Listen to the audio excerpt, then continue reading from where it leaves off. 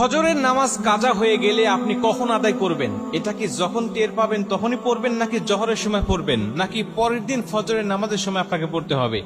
এবং যদি আপনি কাজা আদায় করেন তাহলে তখন সুন্নত সহ পড়বেন, নাকি সুন্নত বাদে শুধু ফরজ নামাজ পড়বেন? এই প্রশ্নটা আমাদেরকে সবচাইতে বেশি করা হয়। আমরা জানি পবিত্র কোরআন সূরা নিসার 103 নম্বর আয়াতের শেষের অংশে আল্লাহ পাক বলছেন, ইন্নাস সালাতা কানাত আলাল মুমিনিনা কিতাবাম মাওকুতা। আমি আল্লাহ তোমাদেরকে নির্দিষ্ট সময়েই নামাজকে ফরজ করেছি। নামাজ নির্দিষ্ট সময়ে ফরজ, কিন্তু আপনি নির্দিষ্ট সময় যদি না পড়তে পারেন কোনো জরুরতের ক্ষেত্রে, তাহলে আপনি কি করবেন?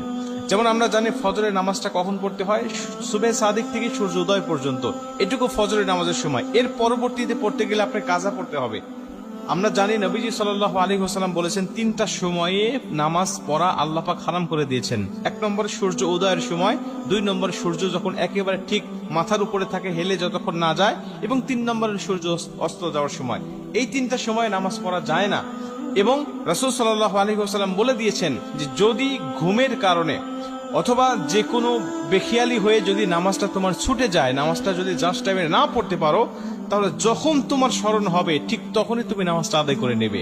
তোমার ফজরের নামাজ কাজা হয়ে গেছে, তুমি ঘুমের কারণে টের পাও নাই, 8টা বেজে গেছে, 9টা বেজে গেছে, এখন তুমি জোহরের নামাজের জন্য অপেক্ষা করবে না।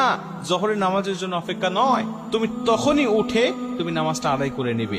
এখন তুমি নামাজটা কিভাবে পড়বে? 2 রাকাত সুন্নত সহ নাকি শুধু ফরজ পড়বে?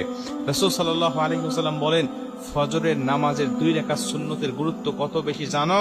আম্মা জানা আয়েশা বলেন যে সমস্ত দুনিয়া এবং দুনিয়ার মধ্যে যা কিছু আছে সবকিছুর থেকে ফজরের নামাজের 2 রাকাত সুন্নতের দাম আল্লাহ পাকের কাছে অনেক অনেক বেশি।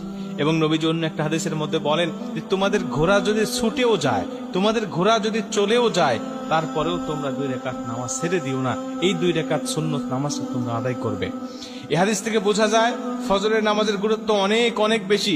এবং আমরা এটাও জানি যে ফজরের আগে এমন হলো যে আমি জামাতে নামাজ পড়ছি, কিন্তু এখন দেখা যাচ্ছে আমি সুন্নত পড়তে পারতেছি না, বা সুন্নত পড়লে জামাত পাবো না। তখন আপনি কি করবেন? তখন আপনি ফজরের নামাজটা আদায় করবেন, কিন্তু সুন্নতটা কিন্তু পরবর্তীতে আপনি পড়তে পারবেন না, বা আপনার জন্য মাফ হয়ে যায় নাই। আপনি সূর্য উদয়ের পরে যখন হলুদ আভাটা কেটে যাবে, আপনি তখন কিন্তু সুন্নত 2 রাকাত আপনাকে আদায় করতে হবে। তার মানে এটার গুরুত্ব অনেক বেশি।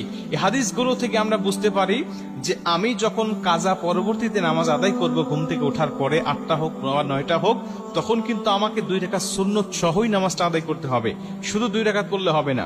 কিন্তু যদি এমন হয় যে আপনি জোহরের আগে আর পড়তেই পারলেন না, জোহরের পরে আপনি এই ফজরের নামাজটা আপনি কাজা তুলতে হচ্ছে যে কোনো কারণে, তাহলে জোহরের পরে যদি হয়ে যায় তখন আর আপনার এই 2 রাকাত সুন্নত পড়তে হবে না।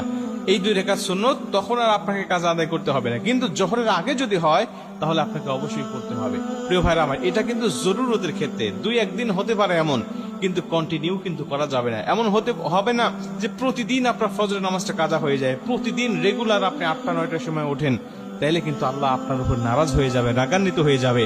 হঠাৎ 1 দিন 2 দিন আপনি উঠতে পারেন নাই, ঘুমের কারণে বা বেখিয়াল বশত কারণে আপনি উঠতে পারেন না, বা নামাজ জাস্ট টাইমে পড়তে পারেন নাই, তখন এই সমস্ত মাসআলা আপনার জন্য হবে।